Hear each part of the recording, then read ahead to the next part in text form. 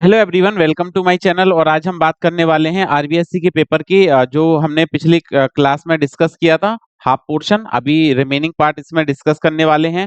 तो फटाफट से चैनल को लाइक कर दीजिए, वीडियो को शेयर कर दीजिए। और जो बच्चे चैनल पे पहली बार आए हैं या जिन्होंने चैनल सब्सक्राइब नहीं किया हुआ है वो चैनल को एक बार सब्सक्राइब कर दीजिए।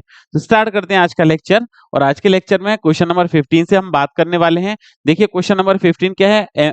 Write ampere circuital law and determine the magnetic field at R from current carrying infinite state wire. So what do you mean by the ampere circuital law? तो देखिए ampere circuital law क्या है। According to this law, the line integral of magnetic field in a closed magnetic path is always equal to mu naught times to the summation of total current flowing in the circuit. ये लिखा है, देखिए ampere circuital law क्या है। According to this law, the line integral of magnetic field in a closed loop is always equal to mu naught times to the summation of total current flowing in the closed loop. That is line integral. क्या line integral याद रखें, line integral of b dot dl, b vector dot dl vector equal to mu naught into sigma I. This is the ampere circuital law. Clear है। चलिए अब इसको proof करना है। Ampere circuital law से हमको क्या प्रूफ करना है? इनफाइनाइट वायर का magnetic field. So this is the infinitely long current carrying wire carrying current I in vertically upward direction. I current flow कर रहे हैं इसमें, और आई करंट कैसे फ्लो कर रहे हैं? अपवर्ड डायरेक्शन में फ्लो कर रहे हैं। So let's say at a radius R we have to chosen a Amperian loop, close Amperian loop. R distance पर आपने क्या किया? एक क्लोज लूप फॉर्मेशन किया है, इसको हम बोल रहे हैं close Amperian loop. Then we have to calculate the magnetic field due to this current carrying wire in this close Amperian loop. Okay, तो चलिए बात करते हैं। तो देखिए मैग्नेटिक फील्ड कैसे प्रोड्यूस होगी। Thumb shows the direction of current and the direction in which finger rolls is the direction of magnetic field. Okay, अब चलते हैं एम्पियर सर्किटल लॉ अप्लाई करते हैं। So ampere circuital law is line integral of B dot dl equal to mu naught into sigma I. Okay, sigma is what? Total current enclosed by the amperian loop. So total current enclosed by amperian loop sigma I equal to what? I. Sigma I कितना है आपके पास? I है। Okay, देखिए to calculate the magnetic field due to this current carrying wire we have to take on a small element on the empyrean loop। जो close loop आपने लिया है यहाँ पर, जैसे आपने गॉस थ्योरम पढ़ी है, तो पूरे चार्ज को किसके अंदर एनक्लोज करते हैं? किस क्लोज लूप के अंदर एनक्लोज करते हैं, उसको हम बोलते हैं गॉसियन सरफेस। ऐसे ही सेम ये करंट कैरिंग वायर है, इसको हम एक क्लोज लूप में एनक्लोज करेंगे और इस लूप को हम क्या बोलेंगे? Amperian loop. क्या बोलने वाले हैं इसको? Empyrean loop. So PQ be the part of closed Empyrean loop having length dl। अब आप देखें इस पर हम राइट हैंड रूल लगाते हैं। Thumb shows the direction of current and the direction in which finger rolls is the direction of magnetic field। तो देखिए इस तरह से, तो magnetic field is tangential to this loop. और अगर टेंजेंशियल है तो B डॉट dl, बताइए DL वेक्टर और B vector both are parallel, और पैरेलल होगा तो एंगल कितना है? So line integral of B dl cos 0 equal to mu naught into sigma I को आई लिखेंगे। बी कांस्टेंट है, बाहर लिखो, लाइन इंटीग्रल कर देंगे डीएल का, cos 0 की वैल्यू हो जाएगी 1। So it is mu naught into I. What is line integral of dl? तो लाइन इंटीग्रल ऑफ डीएल हो जाएगा आपके पास कितना? 2 pi R is equal to mu naught into I. So what is the value of B? B equal to mu naught I divided by 2 pi R. This is the magnetic field due to this current carrying wire. Okay, infinitely long current carrying wire. This is the magnetic field। तो Ampere circuital law. तो ये जो question था आपका, कौन सा? Question number 15, Ampere circuital law and determine the magnetic field at distance R from current carrying straight infinite wire. Clear है। Next देखिए इसके और में क्या क्वेश्चन है। Write Biot Savart's law. क्या लिखना है आपको? Biot Savart's law and determine the magnetic field at a point situated at the axis of a circular loop। So we have to determine the magnetic field on the axis of circular loop। So what do you mean by the Biot-Savart's law? Biot-Savart's law dV equal to ideal sin theta by r square। We have to determine magnetic field due to small element of current carrying conductor with the help of this Biot-Savart's law। Bio-Savart's law की help से हम क्या करते हैं? एक current carrying small element के लिए magnetic field find out करते हैं। Let's say this is the small current, this is the current carrying wire and we have to take on a small element on its surface। Okay, let's say this element be PQ having length dl. This is the current. We have to calculate the magnetic field at point P at an angle theta at distance r. So formula क्या आएगा? dv equal to mu naught upon 4 pi ideal sin theta by r square. This is the Biot-Savart's law. We have to calculate magnetic field due to this Biot-Savart's law at a distance x on the axis of circular current carrying loop. तो देखिए ये हमने एक circular current carrying loop है. This is the circular current carrying loop carrying current in anti clockwise direction, carrying I current in anti clockwise direction. Radius of this loop be R, centre having O. We have to calculate magnetic field at distance x from this current carrying loop at point P. Okay, this radius is r, this is x. So आप यहाँ से perpendicular इस पर ये line को join करवाएंगे, point P पर calculate करना है.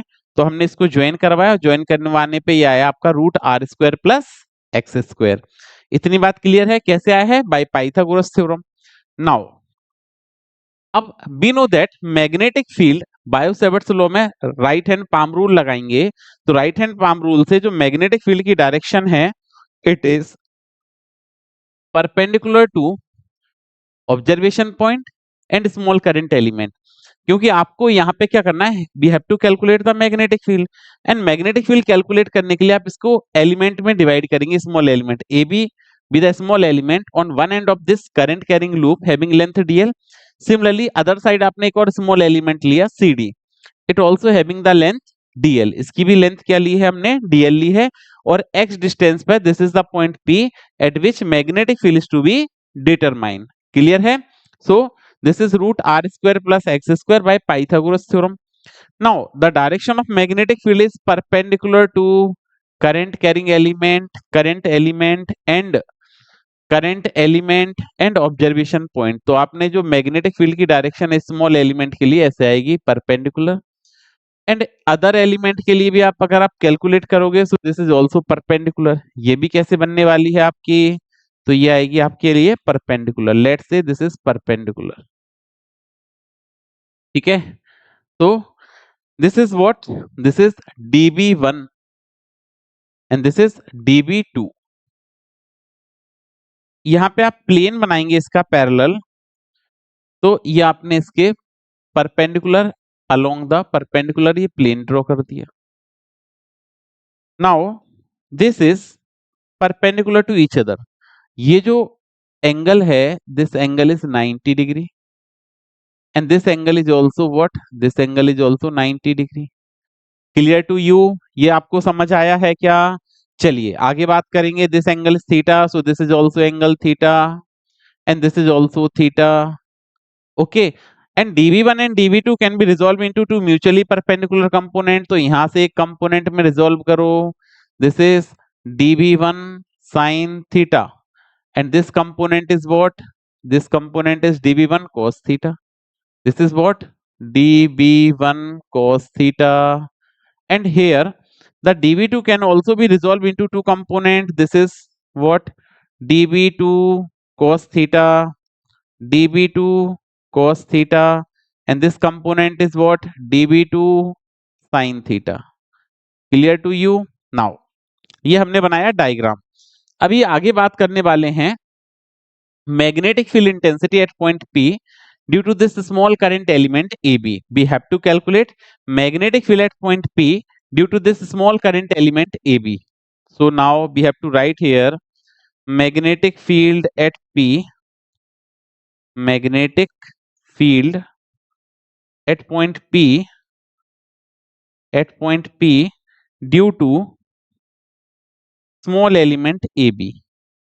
Small element AB.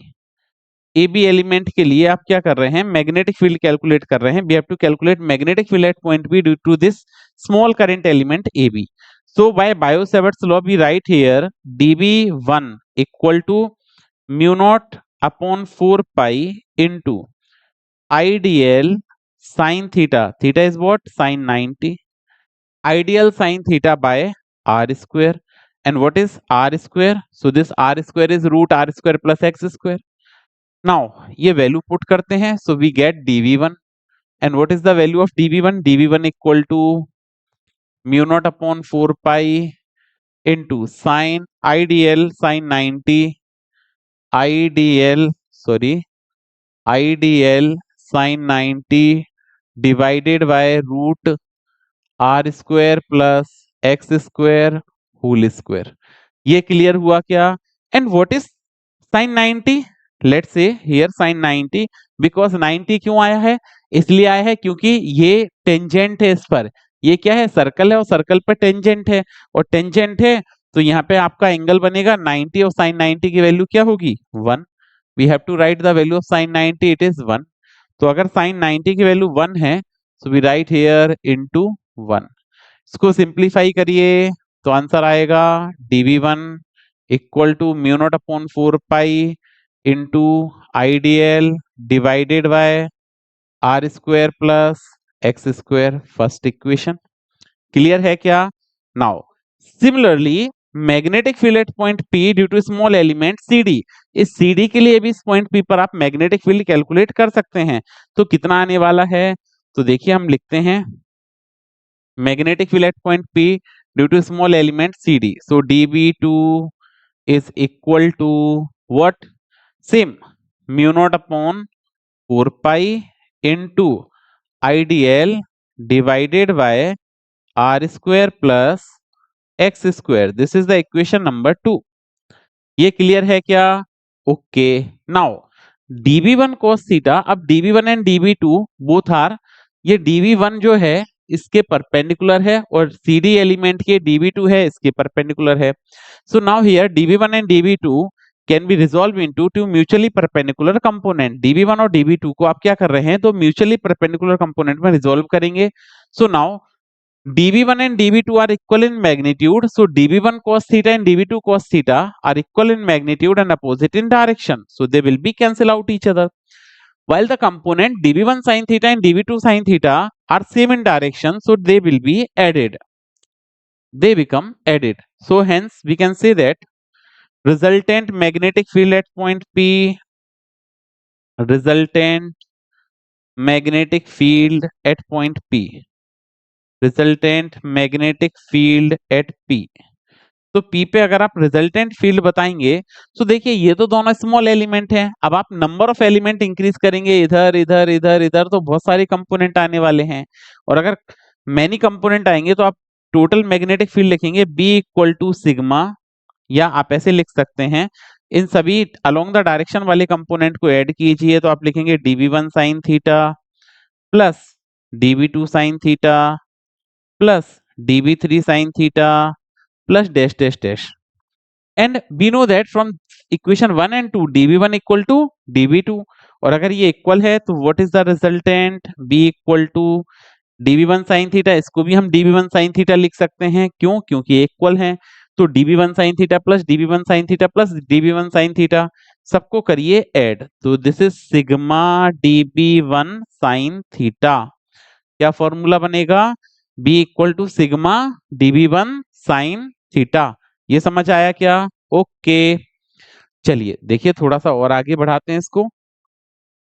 Now we have to taken a right angle triangle, ये फाई है, so we have to taken a right angle triangle O P and this set Q, या PO Q, in triangle PO Q. Okay PO Q, तो यहाँ पे PO Q triangle को solve कर लेते हैं। देखिए क्या लिखेंगे? In triangle POQ, and POQ triangle में आप देखेंगे फाई है तो sine phi is equal to sine phi equal to perpendicular, तो फाई के सामने परपेंडिकुलर R हो गया divided by perpendicular upon hypotenuse, and hypotenuse is what?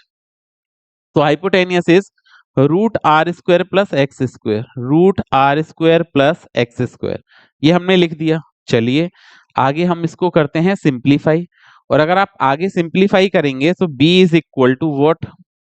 B equal to sigma, and what is dB1? जल्दी बताइए। dB1 आएगा आपका क्या? Mu naught upon 4 pi into IDL divided by R square plus x square into sine theta. क्या है sine theta की वैल्यू? तो साइन फाई या साइन थीटा, यहाँ पे नॉट थीटा, ये सारे एंगल फाई बनेंगे, सॉरी ये थीटा नहीं बनेगा, ध्यान रखना, this is not theta, sorry this angle is phi. तो ये सारे कंपोनेंट आपके किस में कन्वर्ट होंगे, फाई में कन्वर्ट होंगे। और फाई में अगर हम इसको कन्वर्ट करेंगे तो देखिए ये एंगल बनने वाले हैं आपके sine phi, sorry phi phi phi, not theta, ये एंगल फाई कंसीडर किया है तो ये सारे एंगल फाई बनने वाले हैं। ये क्लियर है क्या? ओके, चलिए आगे मूव करते हैं। तो साइन फाई की वैल्यू पुट कीजिए और साइन फाई की अगर हम यहाँ पे वैल्यू पुट करते हैं, this is also phi. Okay, अब अगर आप यहाँ पे साइन फाई की वैल्यू पुट करेंगे so we get what is sine phi, sine phi is R divided by R square plus x square की पावर 1/2। अब आप एक बात बताइए, यहाँ पे पावर 1 है, यहाँ 1/2 है, तो टोटल कितना आने वाला है? तो b is equal to sigma mu naught upon 4 pi into I D L upon R square plus x square की पावर 1 प्लस 1/2 तो 3/2 इंटू आर। इसको करते हैं हम आगे सिंप्लीफाई। अब देखिए म्यू नॉट अपॉन 4 पाई तो कांस्टेंट है, आई आर भी कांस्टेंट है और ये भी टर्म कांस्टेंट है, तो अल्टीमेटली सिग्मा किसका होगा? इस डीएल का।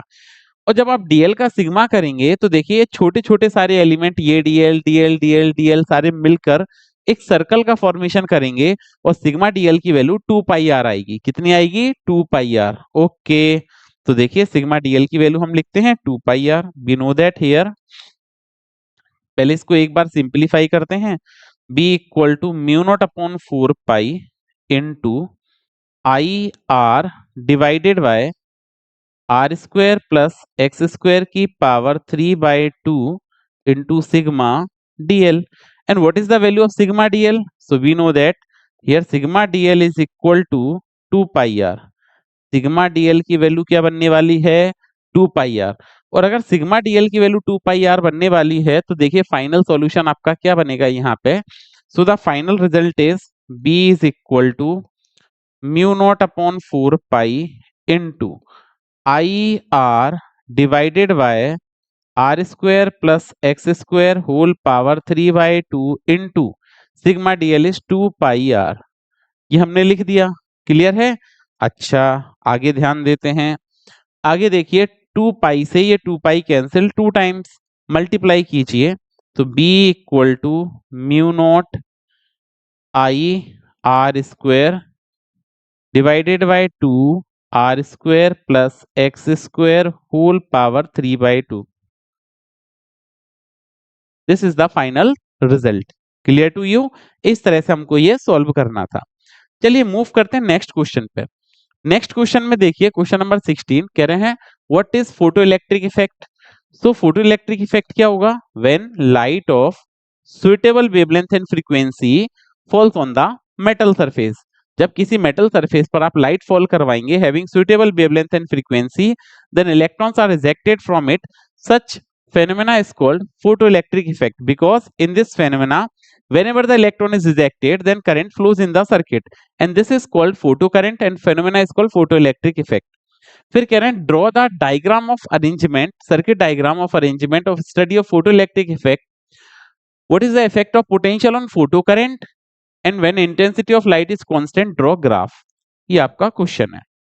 चलिए बात कर लेते हैं एक बार। क्वेश्चन देखिए, कह रहे हैं सबसे पहले फोटो इलेक्ट्रिक इफेक्ट को डिफाइन करना है। So be define the photo electric effect. क्या है? When light of suitable wavelength and frequency fall incident on metal surface then electron are emit from it so it is it so photo current flows in the circuit and this phenomena is called what? Photo electric effect. अब आपको क्या करना है? इसका circuit diagram draw करना है जो आपने यहाँ पे लिखा है कि draw circuit diagram of experimental arrangement of photo electric effect. तो देखिए ये एक्सपेरिमेंटल अरेंजमेंट है फोटो इलेक्ट्रिक इफेक्ट का। whenever light of wavelength falls on the emitter plate then electron are rejected from it and they get attracted towards positively charged collector plate. So circuit is completed and photo current flows in the circuit. आपको क्या बताना है यहाँ पे? आपको बताना है effect of potential on photo current. So initially this emitter plate is kept at positive potential while collector plate is kept at negative potential. Initially आपने एमीटर प्लेट को पॉजिटिव पे रखना है, कलेक्टर प्लेट को negative पे रखना है। Sorry, initially emitter plate negative potential पर है, कलेक्टर प्लेट पॉजिटिव पोटेंशियल पर है। क्लियर है? एंड तो हम क्या लिखेंगे, at constant intensity I1, at constant intensity I1 and constant frequency of incident radiation, on increasing the positive potential of collector plate, then photocurrent in the circuit increases. And the value of positive potential of collector plate when all the emitted electron from emitter plate reaches to collector plate, then current in the circuit become maximum. This is called as saturation current. तो आपने क्या कहा है यहाँ पे हम ले रहे हैं collector plate potential, collector plate potential. This is collector plate potential. And when collector plate potential V, so this is the saturation current at intensity I1. Here we have to taken what? Photo current. Photo current. Clear to you? Okay. क्या बताया आपको? Initially at constant intensity I1 and constant frequency of incident radiation, on increasing the positive potential of collector plate, then photocurrent in the circuit become increases, and the value of positive potential of this collector plate when photocurrent in the circuit become maximum, because when all the emitted electron from emitter plate reaches to collector plate, then photocurrent become maximum, called saturation current. This is the saturation current.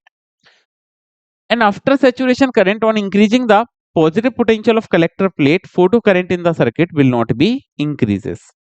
Clear है? Now if we reverse the polarity, यहां से हम क्या करेंगे, इनकी polarity को reverse करते हैं. This collector plate is kept at negative potential and emitter plate is kept at positive potential. So on gradually increasing the negative potential of this collector plate, photocurrent in the circuit decreases rapidly, because ये क्या करेगी, electron को repel करेगी और ये electron को bound कर लेगी, पॉजिटिव चार्ज पे आ गई तो. And the minimum negative potential of this collector plate when emission of fastest emitted electron become stop and photocurrent in the circuit become zero, then this potential of collector plate is called cutoff potential or stopping potential. तो अब collector plate पहले positive पर था, अभी किस पर है, negative पर. तो यहाँ पे हमको लिखना चाहिए retarding potential. This is called what? Retarding potential. This is the retarding potential. और यहां से आप क्या कर रहे हैं, रिटार्डिंग पोटेंशियल को ग्रेजुअली इंक्रीज करेंगे तो फोटो करंट डिक्रीज कर जाएगा, and this is the stopping potential minus V naught. This is the graph. Clear हुआ? ओके. तो ये आपका एक्सपेरिमेंटल स्टडी को हमने एक्सप्लेन किया एंड ग्राफ को ड्रॉ किया, इंटेंसिटी को कांस्टेंट रखा है. क्लियर है? Next, right Einstein photoelectric equation. Okay, Einstein का फोटोइलेक्ट्रिक इक्वेशन लिखना है. Derive a relation between stopping potential V naught and frequency nu of incident radiation. ये ड्राइव करना है. और draw the graph between stopping potential, frequency of incident light. Okay, तो write photoelectric equation. ठीक है, Einstein photoelectric equation, Einstein photoelectric equation. तो write here we have to write the Einstein photoelectric equation. Einstein equation क्या है? Einstein equation, Einstein equation.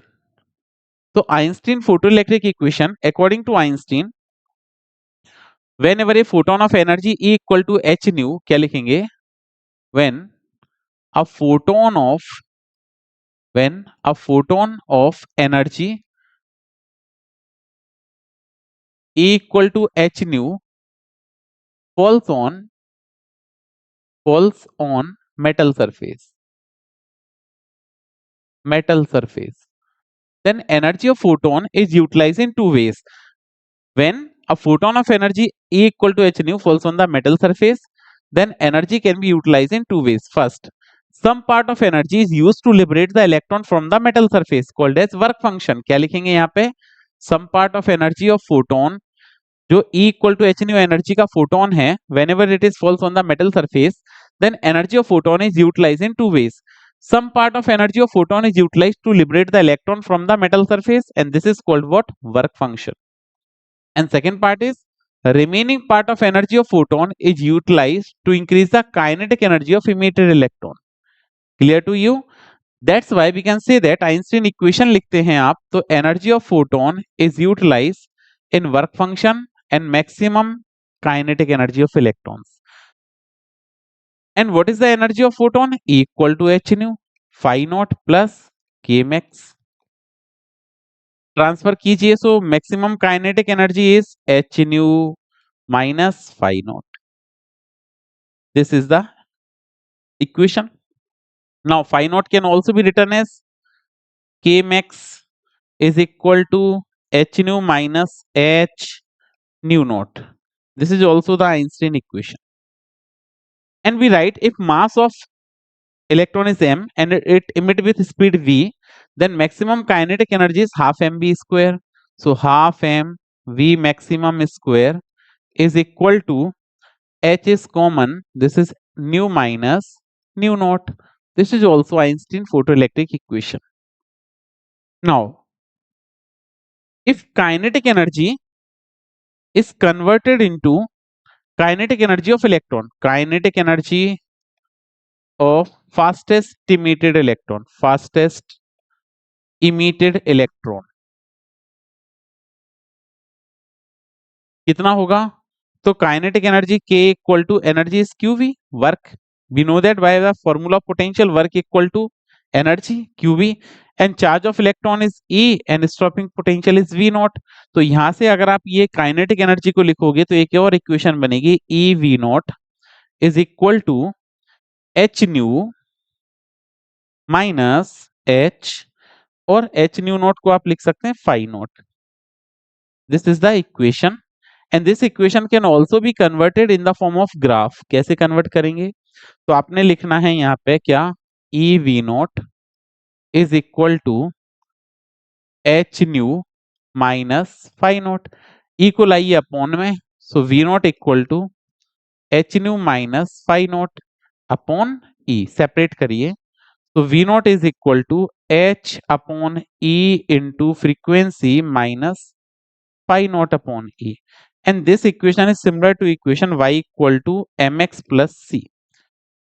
So here we have to draw the graph between stopping potential and frequency. Y equal to mx. M कैसा है? Positive, slope is positive, and intercept negative, intercept is cut.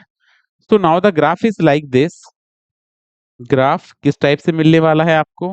तो देखिए graph मिलेगा आपको, this is straight line. They required a certain minimum frequency below which electron emission will not take place. So this is graph for metal A and this is for metal B. This is frequency and stopping potential V naught. Clear to you? तो देखिए Y frequency nu M H upon E. Frequency is what? H by E. And here C is what? So we have to draw. This is the intercept and this intercept become different for different metals. तो इस type से हमको ये graph draw करना था. तो देखिए ये हुआ आपका नेक्स्ट क्वेश्चन कंप्लीट. क्या बताना था आपको? You have to calculate Einstein photoelectric equation, derive relation between stopping potential V naught and frequency, इसको भी ड्राइव किया, and draw the graph stopping potential and frequency of incident light for two different metals. ये भी हमने draw करके आपको बताया है. चलिए अब हम मूव करते हैं नेक्स्ट क्वेश्चन पर. तो देखिए नेक्स्ट क्वेश्चन आपका क्या है? This is question number 17. ये क्वेश्चन नंबर 16 था, अभी हम बात कर रहे हैं क्वेश्चन नंबर 17 की.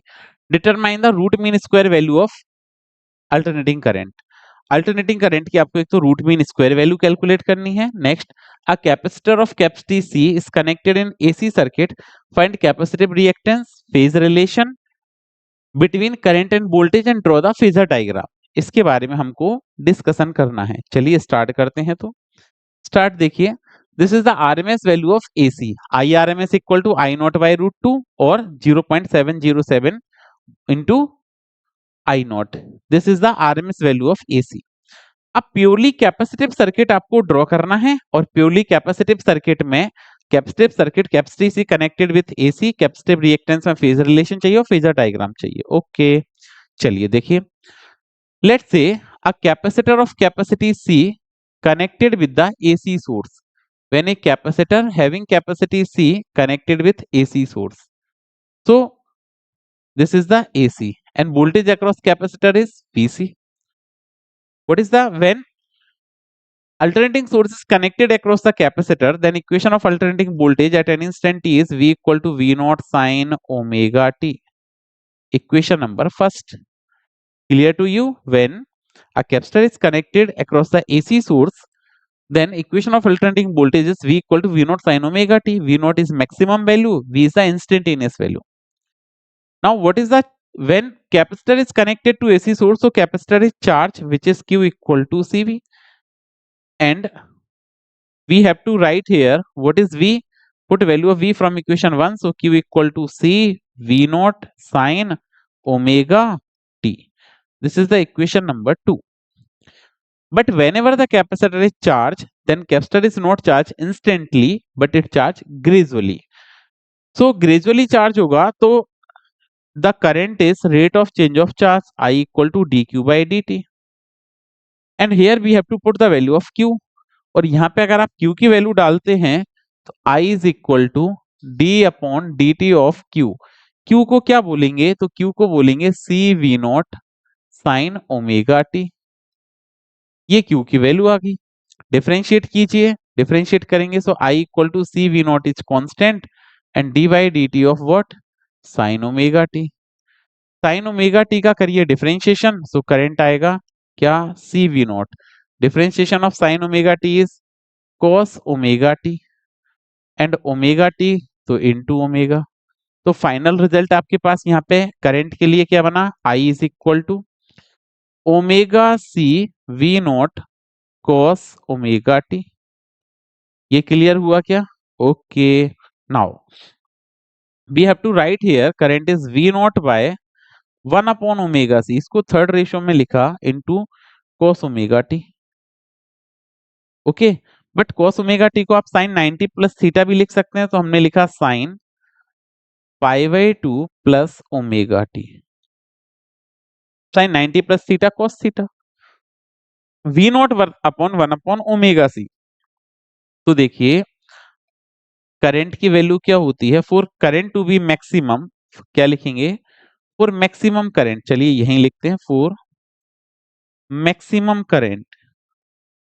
For current to be maximum sine pi by 2 plus omega t is equal to 1. इसकी वैल्यू आपके पास 1 आनी चाहिए. तो मैक्सिमम करंट आपकी वैल्यू होगी, the maximum current is given by I naught equal to V naught divided by 1 upon omega C. But आपने तो करंट क्या पढ़ा है? I equal to V by R, resistance. But capacitor के case में resistance को हम बोलते हैं capacitive reactance. So I naught is equal to V naught upon XC.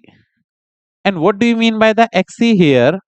XC is equal to 1 upon omega C, और omega is what 2 pi f C, and its unit is also ohm because it behaves like a resistance. But इस case में हम resistance ना कहते हुए उसको क्या बोलते हैं? Capacitive reactance. Okay.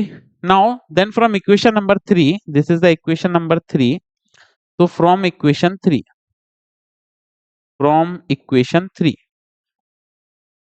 and from the equation 3 we write here v naught upon 1 upon omega c is I naught. So I is equal to I naught sin क्या आएगा? Omega t plus pi by 2.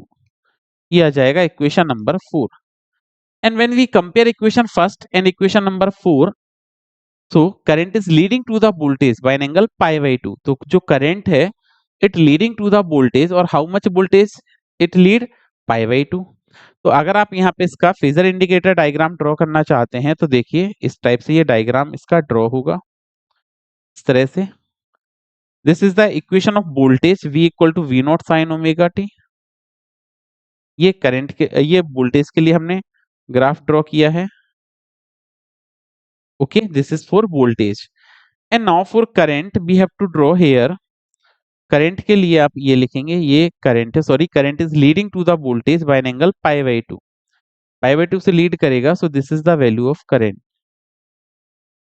This is the current. And here we have to take on a point at which instantaneous values to be determine.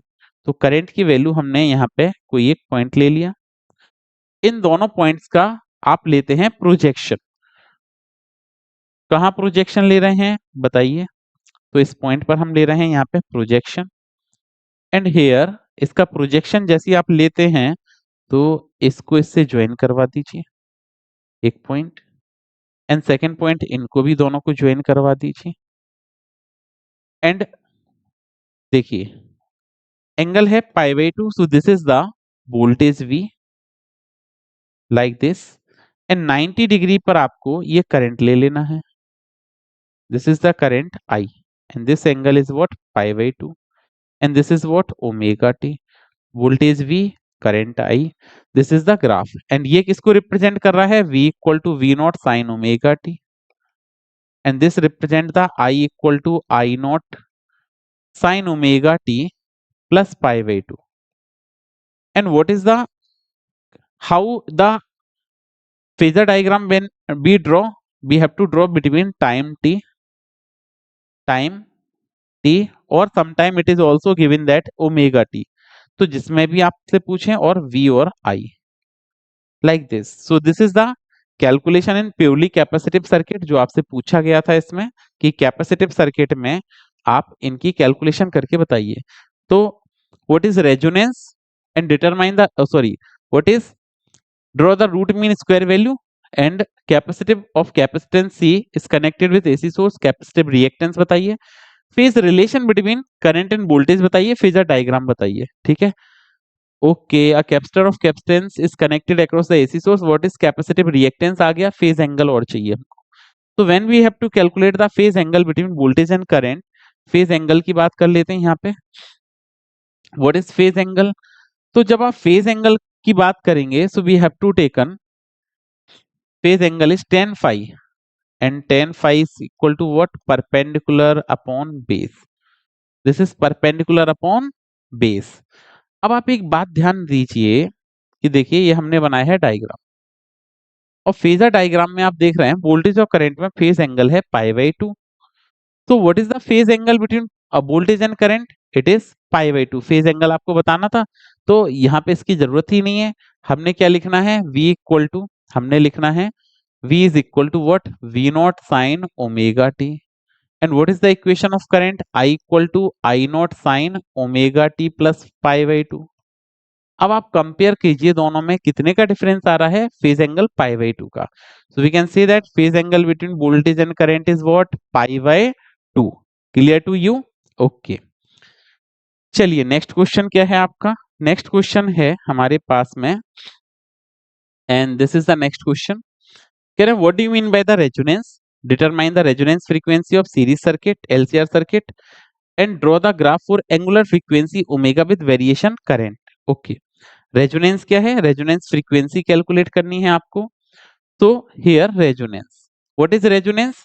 In RLC series circuit, when in RLC series circuit, when inductive reactance is equal to capacitive reactance, then current in the circuit is maximum called resonance. तो resonance condition में resonance frequency की calculation करना है, तो यहां पे हम लिखते हैं रेजोनेंस फ्रीक्वेंसी, रेजोनेंस फ्रीक्वेंसी। तो what do you mean by the resonance frequency? Here in resonance frequency we know that inductive reactance is equal to capacitive reactance, and inductive reactance is what? Omega L, capacitive is 1 upon omega C। Multiply कीजिए, तो omega square L C we write here omega square L C equal to 1, so omega square equal to 1 by L C. ये आ गया। चलिए आगे simplify करते हैं, तो ओमेगा की वैल्यू क्या आने वाली है? Omega equal to root 1 upon L C. Omega को लिखेंगे 2 पाई न्यू, फ्रीक्वेंसी को या 2 pi F 1 upon root L C. And what is frequency? it is 1 upon 2 pi under root LC. This frequency is called what? Resonance frequency। और आप चाहो तो इसको maximum current होता है तो ओमेगा नॉट भी यहाँ पे लिख सकते हो, omega naught L, omega naught C, this is omega naught. This frequency is called as resonance frequency of RLC series circuit. Clear to you? अब आपको क्या करना है? इस फ्रीक्वेंसी में ग्राफ भी ड्रॉ करना है, और ग्राफ अगर आप ड्रॉ करने जाएंगे तो देखिए we have to draw the graph between resonance frequency and current. किस किस में ग्राफ ड्रॉ करने के लिए आपको बोला गया है? You have to draw the graph between draw graph for angular frequency omega with variation of current and explain it. Okay, variation of current और रेजोनेंस फ्रीक्वेंसी में आपको ग्राफ ड्रॉ करना है। So graph is like this, ये graph आपका आएगा resonance frequency इस type से, this is the graph. Okay, and this point is called, one more time we have to draw the graph. So this is the point and graph is like this. Clear to you? This is the maximum value of current, and when current is maximum then it is called as omega naught. And what is the maximum value of current? This is I maximum. Okay, this is maximum value of current. Here we have to take on two half power frequency points, and in half power frequency points these are the two half power frequency point. In half power frequency point, first point is this, is called as omega 1, and this point is called as what? Omega 2. इसको हमने omega 1 बोला है और second point को omega 2 बोला है. So this is omega 1, omega 2. Clear to you? So this is the angular frequency omega and this is the current I. Okay, इसको आपने यहां तक एक्सटेंड कर दिया. Clear to you? At this point current become maximum, तो आपको क्या explain करना है? When frequency is equal to resonance frequency omega naught, current in the circuit become maximum I naught. ठीक है, तो I maximum, this is the maximum current, and यहाँ पे हाफ पावर फ्रीक्वेंसी पॉइंट्स हैं, तो यहाँ पे करंट बिकम 1/√2 टाइम्स, तो I is equal to I max by √2. Okay, this is the graph. And whenever the frequency, अब क्या ऐसे एक पॉइंट तो हम ये लिखेंगे at resonance frequency current become maximum. Second, when frequency is lower than the resonance frequency current decreases, and at point omega 1 and omega 2 is called half power frequency points. Clear है? तो ये question आपका complete हुआ. Next question पे move करते हैं. क्या कहा गया है? What is angle of deviation? Draw the diagram of ray of light passing through a triangular glass prism. Proof for prism that minimum deviation is this. ये prism के लिए प्रूफ करना है कि minimum deviation of the prism is this. Clear to you? चलिए बात कर लेते हैं minimum deviation. So first of all we have to decide the minimum deviation. This is the prism, this is the prism. Okay, and when a light ray is incident on the first refracting surface of the prism, then it get refracted, and this is the emergent light. This is refracted light, and finally this is the emergent light. When we draw the light ray like this and इसको आप extend करेंगे, तो this angle is called angle of minimum deviation, angle of deviation. तो आपने definition में क्या लिखा था? Angle made by emergent ray along the direction of incident ray. Angle made by emergent ray, this is the emergent ray, along the direction of incident ray is called angle of deviation of the prism. Clear to you? अब आपको जो बोला गया है वो हम proof करके देखते हैं यहाँ पे. तो देखिए हमको क्या प्रूफ करना है? We have to proof that, एक मिनट, we have to proof that d is equal to, देखिए क्या प्रूफ करना है? मिनिमम डेविएशन प्रूफ करना है. dm equal to n21 minus 1, dm equal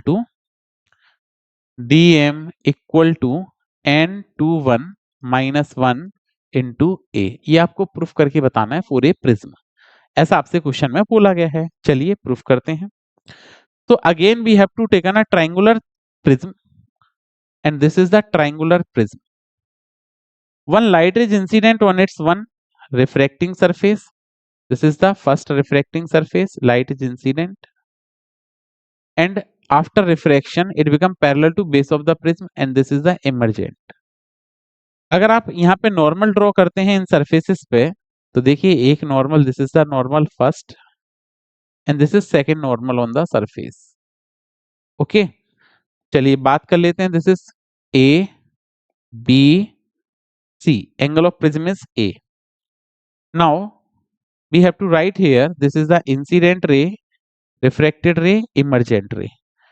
And angle made by incident ray with the normal is called angle of incidence. Angle made by refracted ray with the normal is called angle of refraction.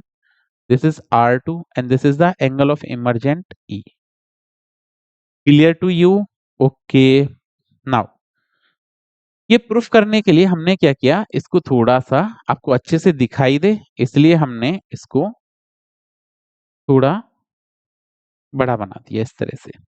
अभी आपको clearly visible हो रहा होगा, ये समझ आया? Okay. क्या करना है, इस R2 को और R1 को थोड़ा छोटा बना देते हैं। This is angle R1 and this is angle R2। चलिए अब आप क्या करेंगे, यहाँ पे इस लाइट रे को we have to extended this light ray like this, okay, and this light is extended in behind, and this angle is called angle of deviation delta, okay। Light rays को नाम देते हैं फटाफट से, this is P Q, this is R S, okay, this point is M and this point is N, sorry M, इसको आप N बोल दीजिए, इस पॉइंट को हम कुछ भी D बोल दिया, चलिए this point is D। We have to prove that for a thin prism, ये हमको प्रूफ करके आपको बताना है। So now we have to taken in quadrilateral A Q N R. अब देखिए ये नॉर्मल है तो ये 90 डिग्री है और ये भी नॉर्मल है तो ये 90 डिग्री है। क्लियर है कि नहीं? बिल्कुल सर क्लियर है। So in quadrilateral A Q N R, in quadrilateral A Q N R, and in quadrilateral sum of four angle is how much? 360। so angle A, angle चलिए लिख लेते हैं AQN, AQN plus angle QNR, QNR plus angle NRA, NRA plus angle RAQ is equal to 360 degree. Clear है क्या? Okay. What is A Q N? A Q N 90, तो आप यहां पे लिखेंगे this angle is what 90 degree plus angle Q N R plus angle N R A, this is also 90 plus angle of prism is a equal to 360। 90 plus 90 180 और 180 को इधर transfer करेंगे तो 360 माइनस 180, तो angle Q N R plus angle A is equal to 180 degree, equation number 1। Okay चलिए आगे बात करते हैं ट्राइंगल क्यू एन आर। तो क्या लिखा in triangle Q N R, in this triangle sum of three angle of a triangle is 180 degree. How much? It is 180 और 180 है तो angle Q N R, Q N R plus angle N R, N R Q, this angle is NRQ, NRQ plus angle NRQ plus angle RQN, RQN equal to 360। बहुत बढ़िया, clear है? चलिए so this angle is angle QNR plus NRQ, NRQ this is R2 plus RQN, RQN this is R1 is equal to not 360, sorry, this is 180. Okay, so this is equal to 180 degree. This is the equation number 2. Now we compare equation first and second. We compare the equation first and second, and equation first और equation number second को अगर हम compare करते हैं तो we get it is from equation first and 2, from equation 1 and 2। क्या लिखने वाले हैं आप? From equation 1 and 2, and from equation 1 and 2 we write here angle QNR plus A is equal to angle QNR plus R1 plus R2। ये दोनों आपस में cancel हो जाएंगे। So angle of prism A is equal to R1 plus R2, equation number 3। Clear to you? Again we have to write a triangle MQR। एक और हम triangle ले रहे हैं, और हम कौन सा ट्राइंगल ले रहे हैं आपकी बार? MQR। तो यहां लिखते हैं in triangle MQR, in triangle MQR। अब आपको पता है एक्सटीरियर एंगल जो है, this angle is delta. What angle? DMR। DMR exterior angle equal to sum of two opposite interior angle. तो अपोजिट इंटीरियर एंगल को क्या लिखेंगे? Angle MQR plus angle QRM। Okay, and this exterior angle is delta, but delta को आपने क्या बोला है? DM। तो यहां पे हम इसको DM कर देते हैं, this is DM is equal to MQR। देखिए ये R1 है, तो ये वाला एंगल क्या बनना चाहिए? ये वाला एंगल बताइए जल्दी। I minus R1। So this is I minus R1 plus this is E। तो कंप्लीट E बनेगा, तो ये अपवर्ड वाला एंगल क्या बनेगा? E minus R2। E minus R2। चलिए यहाँ पे हम DM की वैल्यू एक बार फिर से लिखते हैं। तो DM is equal to what? I plus E minus R1 plus R2। तो क्या आ जाएगा ये? I plus E minus A। Clear to you? In condition of minimum deviation की कंडीशन में, in minimum deviation,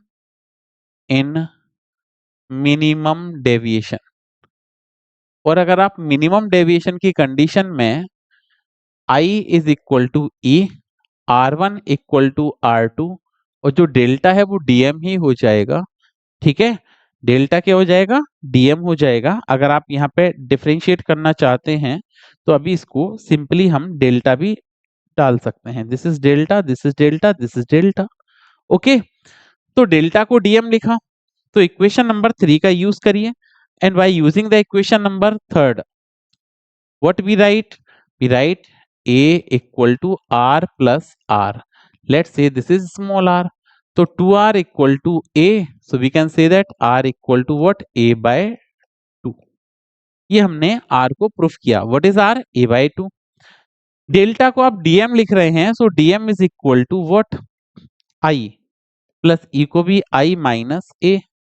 minus A को अगर आप ट्रांसफर करेंगे, so this is A plus DM is equal to 2I। So what is I की value आ जाएगी A plus DM upon 2।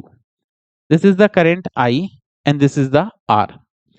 If refractive index of prism material is n21, then by Snell's law we write here n21 equal to sin I upon sin R।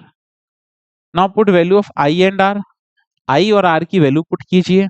So n21 is equal to I is what? Sin A plus DM upon 2। This is I, and what is R? Sin A by 2। R is what? Sin A by 2। देखिए R A by 2 है। And for a thin prism के लिए आप क्या बोल सकते हैं यहाँ पे? For a thin prism, for thin prism, for a thin prism, for a thin prism we can say that sin theta is nearly equal to theta. Thin prism में sin थीटा जो है वो थीटा के equal होगा, और sin theta अगर theta के equal होता है, so here we have to right what? n21 is equal to sin theta is nearly equal to theta, so that is d plus dm by 2, a plus dm by 2 whole divided by a by 2। ये 2 से 2 cancel, a का multiply कीजिए तो n21 into a is equal to a plus dm। a को इधर transfer करेंगे, और अगर a को ट्रांसफर करेंगे तो dm is equal to what? a को इधर ट्रांसफर कीजिए, n21 into a minus a। So dm is equal to what? n21 minus 1 into a। ये प्रूफ हो गया for a thin prism. Clear to you? Okay, चलिए अब हम जो लास्ट क्वेश्चन इसमें पूछा गया था उसकी बात कर लेते हैं। What do you understand by power of lens? Draw रे diagram formation of image by compound microscope drive formula of magnification. ये क्वेश्चन आपसे पूछा गया है। चलिए इसके बारे में हम बात करते हैं। Power of lens. The reciprocal of focal length of lens is called its power. Focal length के रेसिप्रोकल को लेंस की पावर बोलते हैं। So reciprocal of focal length of lens is called its power, that is P equal to 1/f unit dioptre. Magnifying power चाहिए तो ये रे diagram है, और रे डायग्राम हमने देखिए कैसे बनाया है। This is objective lens and this is eye lens. Objective lens is of large focal length and large aperture, and eye lens is of less focal length and less aperture. अब देखिए यहाँ पे this is an tiny object placed in front of objective lens away from the focus. Then its virtual erect and magnified image is formed at A dash B dash, which work as an object for eye lens, and it is adjusted such that it is in between optical center and focus of the eye lens. Okay, so virtual erect and magnified image is formed at A double dash B double dash, which is at least distance of distinct vision. ये रे diagram है। रे diagram को आपको अच्छे से बनाना आना चाहिए, क्योंकि ये रे डायग्राम बहुत बार पूछा गया एग्जाम में है। This is the objective lens, eye lens. अब हमने ये कहा light ray incident parallel to principal axis after reflection pass through focus, the light ray which incident from optical centre passes undeviated, और इनको एक्सटेंड कर दिया अभी पीछे की तरफ, तो फाइनल इमेज फॉर्म हो गई। मेन बात है यहाँ पे मैग्नीफाइंग पावर कैलकुलेट करने की। चलिए मैग्नीफाइंग पावर के बारे में बात कर लेते हैं। सबसे पहले तो मैग्नीफाइंग पावर का फॉर्मूला क्या है, मैग्नीफाइंग पावर किस केस में हम कैलकुलेट करते हैं। तो देखिए मैग्नीफाइंग पावर का बेसिक फॉर्मूला है m is equal to what is magnifying power. तो magnifying power is magnification of instrument and magnification without instrument. हम इसमें दो केस करेंगे, image of object with instrument और image of object without instrument. ऐसे कर लेंगे, या तो हम ऐसे बोल सकते हैं कि एंगुलर मैग्निफिकेशन की बात कर रहे हैं तो आप ऐसा भी लिख सकते हैं tan beta upon tan alpha. Okay, तो विदाउट इंस्ट्रूमेंट की बात करें कि आपको ऑब्जेक्ट कैसा दिख रहा है विदाउट इंस्ट्रूमेंट, तो दिस इज एन ऑब्जेक्ट। ये यहाँ पे कोई ऑब्जर्वर है जो इस ऑब्जेक्ट को ऑब्जर्व कर रहा है। पहले हम least distance of distinct vision पर इसको रख के देखेंगे कि ऑब्जेक्ट आपको क्लियरली दिख रहा है कि नहीं। तो यहाँ पे ये हो गया H0, और यहाँ पे कोई ऑब्जर्वर है जो इसको देख रहा है। क्योंकि अगर हमको विदाउट इंस्ट्रूमेंट दिखाई दे गया तो हम फिर क्यों लगाएंगे माइक्रोस्कोप। तो हम कहेंगे मैग्नीफाइंग पावर विद इंस्ट्रूमेंट, ठीक है, या image of object, image with instrument, या angle of image formed on eye with instrument. ऐसे ही लिखते हैं, इमेज या angle formed by image, angle formed by image with instrument,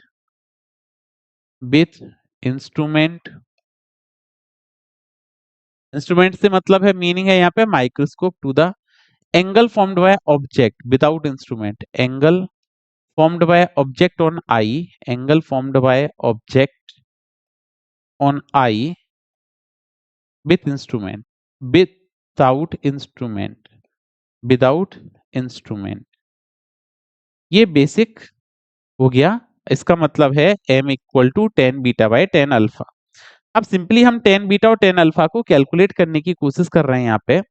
so what do you mean by the tan alpha. तो देखिए यहाँ पे tan अल्फा क्या आने वाला है, perpendicular upon base, perpendicular H0 और बेस है D, एक इक्वेशन। ये विदाउट इंस्ट्रूमेंट हुआ। विद इंस्ट्रूमेंट ये एंगल बीटा बन रहा है, तो हम क्या लिखेंगे यहाँ पे tan बीटा। आपको कंप्लीटली ऐसे लिखना चाहिए, in triangle O P Q, tan alpha is this. अब यहाँ पे ट्राइंगल कौन सा ले रहे हैं, E B dash A dash, in triangle E B dash A dash, tan beta perpendicular H I divided by base, base क्या है यूई। यहाँ पे डालते हैं दोनों की वैल्यू, और वैल्यू डालेंगे तो m is equal to what, with instrument है tan बीटा है H I upon UE upon tan alpha, and tan alpha is what H0 by D। H naught by D. चलिए इन सबको अब हम कर लेते हैं अच्छे से सिंप्लीफाई। और जब आप सिंप्लीफाई करेंगे तो m इक्वल टू हमने लिखना चाहिए H I upon U into ये जाएगा d बाय एच नॉट। तो सिंप्लीफाई करने के बाद आपको क्या मिलेगा, this is H I upon H naught into D upon U. ये बन गया आपका। बोलो कोई प्रॉब्लम। चलिए now magnifying power of microscope when two lenses are combined, when two lenses are combined तो नेट मैग्निफिकेशन क्या होता है, नेट मैग्निफिकेशन होता है m equal to M naught into M E, M equal to M naught into M E. या हम इसी को थोड़ा सा वेरीफाई करके लिखें तो ये एम नॉट है, H I upon H not. ये किसने बनाया है, एम नॉट। तो दो लेंस को जब आप कंबाइन करके रखते हो तो नेट मैग्निफिकेशन क्या आता है, M naught into M E. Clear है। एम नॉट अगर आप यहाँ पे लिखने जाएंगे तो आपने क्या लिखा है, ऑब्जेक्टिव लेंस की magnification height of image to height of object. ऐसा भी तो बोल सकते हैं distance of image to distance of object. Clear है कि नहीं। तो H I upon H naught को V naught by U naught भी लिखा जा सकता है, बिल्कुल सर लिखा जा सकता है। तो यहाँ पे मैग्नीफाइंग पावर के लिए आप जाएंगे, एम नॉट को क्या लिखेंगे, H I by H naught की जगह V naught by U naught. Okay, और यहाँ पे क्या लिखेंगे, डी अपॉन यू। इसमें लगाएंगे हम साइन कन्वेंशन। वी नॉट देखिए इधर लाइट ऐसे आ रही है, डायरेक्शन ऑफ लाइट मेजर कर रहे हैं आप वी नॉट को, तो आप plus V naught. U naught को अपोजिट मेजर कर रहे हैं तो माइनस का U naught into D minus D, क्योंकि डी को भी इधर ही मेजर किया जा रहा है और यू को भी सेम डायरेक्शन में मेजर किया जा रहा है। माइनस से माइनस कैंसिल, तो टोटल मैग्नीफाइंग पावर आ गया माइनस का V naught upon U naught into D upon U. This is the total magnification. Clear to you. तो ये हमने BSER का जो राजस्थान बोर्ड का पेपर था वो कंप्लीटली सॉल्व किया है। आपके लिए काफी इंपॉर्टेंट पेपर है, जरूर करिए। मिलते हैं नेक्स्ट क्लास में एक नए पेपर के साथ और कुछ नए कॉन्सेप्ट के साथ। तब तक पढ़ते रहिए, सुरक्षित रहिए। Thank you.